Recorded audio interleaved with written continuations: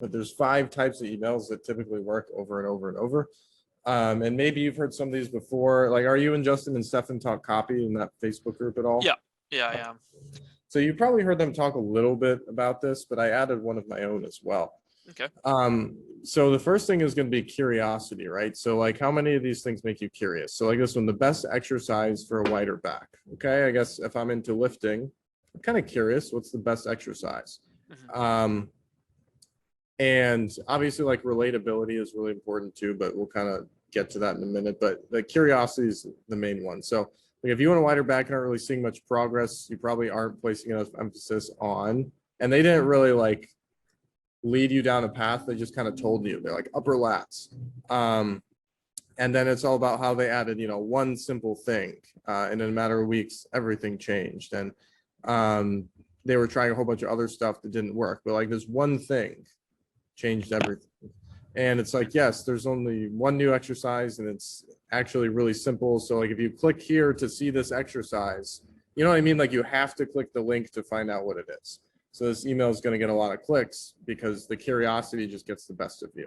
And that's just how humans are wired. Like that's why TV shows have cliffhangers. That's why there's so many elements of curiosity all over, because it works. So if we actually do click the link, okay, this one's just a YouTube video, but it's probably just a content email. But you do the same thing when stuff is for sale, right? So yeah, let's go ahead and looks like I think this twice for some reason. I don't know why. Okay. So there's some curiosity in this one too, like how does somebody sell 3K offers?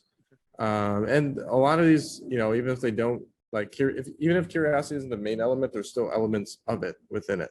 So there's a couple of good ones in here too. So the next one I'll talk about is like contradiction, right? So like, for example, keto warning. So a lot of people are into keto. So in this one, Vince is talking about like why keto is like bad and you should avoid it, and what, like what else you can do instead. So it's another angle, like basically taking what everybody's talking about right now and just flipping it on its head and saying like, hey, I've got something better for you. Common knowledge and flip. Yeah, exactly. So it's basically talking about like, yeah, I can help you drop a couple of pounds, but it's hard to maintain. And, you start like losing weight at the beginning, but then you hit a plateau and it just, it sucks at that point. So like we found something better. And you talk about like why the original thing sucks and why yours is better. Or like maybe the original thing is okay, but there's a fundamental flaw with it, which makes nothing better. There's a couple other really good ones in here too. This one's kind of curious.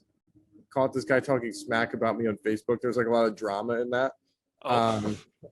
Billie Jean had a good one too that I saw in here. Delete ASAP. Like that's very contradictory, right? Like people want you in their emails, but he says delete this. And then he just kind of shifts the concept to delete these 2 words, overnight success. So this one's kind of contradictory. Why this millionaire will help you for only $7. Yeah, so there's a bunch of that. And then I want to show you actually one recently. So next one's emotional stories. I'm sure you know this because this is probably like the first one you hear about most of the time. But my client actually wrote this story one time and I just repurposed it into an email, which is kind of funny because it was like very good copy. But this is for a women's anti-aging list, and like they also talk about weight loss, and the subject is who's the woman in the photo. And says, the summer I turned 48, we decided to have a family portrait taken at the beach. I remember feeling great that day, thinking I looked hot. I was so excited to take the perfect photo for our memories and our Christmas card. But when I finally looked at the pictures, I was a little surprised because there was my beautiful family next to some older woman I did not recognize. And then she realized that was her in the photo. She was like, well, I didn't realize I looked like that. And you could also take the angle of like when you see an older photo of yourself and like, you're like, wow, I don't look anything like that today. Or you could make it positive, and like if somebody lost a bunch of weight, they could be like, oh, like I used to be so big back then, didn't even realize it. Like I lost so much. But another good way to start off stories would be like starting off with a real punch in the gut right at the beginning. So if it was a quote, like obviously it depends on the client's voice, but like the thing that'll probably grab people will be like, holy shit, I didn't realize I was that heavy. And then say like, I was holding the photo in my hands looking at a picture from just last week. I didn't realize I'd let myself go. And it's like a real relatable punch in the gut. So for emotional stories, the place where you can get those honestly is places like Reddit. So Reddit saw an old photo of myself and you'd probably like. And with email copy, like when you have a good emotional story or any like curiosity or you always want to tie it to either like a video or the next step, right? Is that kind of always the goal? Well, yeah, the next step. It doesn't have to be like a video. It doesn't have to be really anything. I mean, you can, right? It's like even you're always selling something, even if it's like a free video, like VShred. I was actually surprised they sent out traffic to a YouTube video because normally they're selling you something in every single email, which is fine because like sometimes you just want to give people good content that they're actually going to enjoy. But like when you look at places like Reddit, a lot of times you take the exact same language. This person's like, whenever I see one, it looks like someone else, like that person's gone. All it's left is like that's kind of depressing to be honest. But the whole thing is a lot of times you have to like in copy and just selling things in general, you have to talk about the problem before you talk about the solution. Otherwise people are not going to be relatable. Like if I was like, hey guys, I'm making a whole bunch of money, like look at me, they're gonna be like, oh, good for you, but I'm broke. And then you can't really relate to people like that. You need to relate to them around the rough edges, like the things that are not going well. So like if I was starting a story for like BizOp, it would be like, sorry, sir, your card's been declined. And I could tell the story like maybe I was on a date and I was like buying the drinks and my card got declined and it was super embarrassing. And that was the moment where I decided I needed to like change something and do something different, make more money so I'm not an embarrassment. And then you tell the story about how you found copywriting or whatever and made more money and then now everything's good. Solution.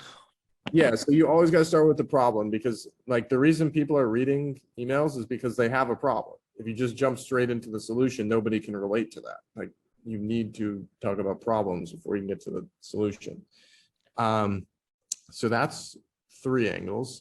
Another one would be current events. So for example, a lot of people lately have been asking me about iOS 15 and how they're going to block a lot of like tracking metrics with email.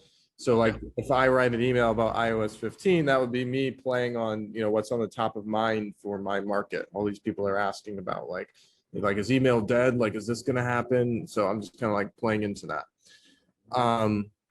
So if you look through a lot of these ones are a little harder to find because you need a current event. But like obviously last year, everybody was talking about election, COVID, like all this stuff. Whatever's on the top of people's minds in general, or whatever's on the top of the minds of the people in your market. So like, again, if you're in the lifting niche and the Arnold is going on, then maybe you talk about like somebody who broke a record at the Arnold because they probably follow that more closely. And then the last piece that I like to do is like the personal approach where it looks kind of like I'm writing the email directly to the person. So let's see if we can find a sample of this in here. It doesn't look like there's any in here because this is probably, it's actually a really common one, but there's not any popping up here. So to kind of back up, let's see. Okay, so the one I sent yesterday, I usually use a different subject line, but for example, one subject line I'll use, it'll say, like, this is a testimonial from a woman named Melanie. So in the subject line, I'll put like new message from Melanie, and it kind of looks like a Facebook notification, like it's a personal like notification that's being sent to you. So it gets a really high open rate. And it'll be like, hey, first name, want to hear something crazy? I just got this message from Melanie. And then you just basically put in their testimonial, put in a before photo, put in an after photo, and then, talk about how the product changed things. And then click to the product. Yeah.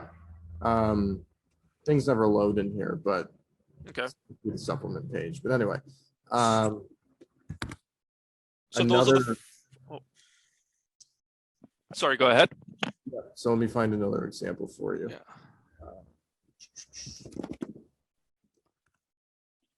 Okay.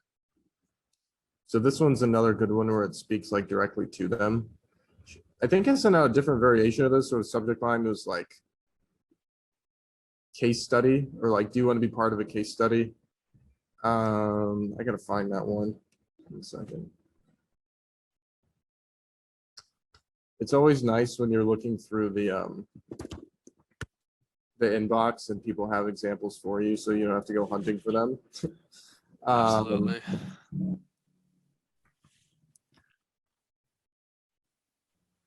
Okay, let's check this one. Okay, so like this one, for example, it says 15 volunteers needed. So it's like, hey, first name, I'm looking for 15 volunteers who have the time. This is in the like the news, like PR niche. So like if you've seen those ads, they're like, hey, get published in the news. It's one of those. It's like, I'm looking for 15 volunteers who have the time to talk to reporters and get published in some news articles coming out soon, which also means that you should be able to handle potentially 3 to 5 new clients and a bunch of new followers or fans. If you've got the capacity, all you have to do is click the link below, read about the opportunity, and sign up. We're capping at 15 for now, so we can keep track of your results. Just make sure to report back as soon as you get published. One of my recent success stories, EZ, closed a 26K deal because of an article he got published in. And then we show proof, and then just click to check out the opportunity. So like with this one, it just speaks much more personally. Like this variation crushed all the old ones I was doing because it seemed like I was directly inviting them, like Okay. that exact person. So as a recap there, you've got curiosity, emotional stories, contradiction, current events, and personal outreach. Yeah.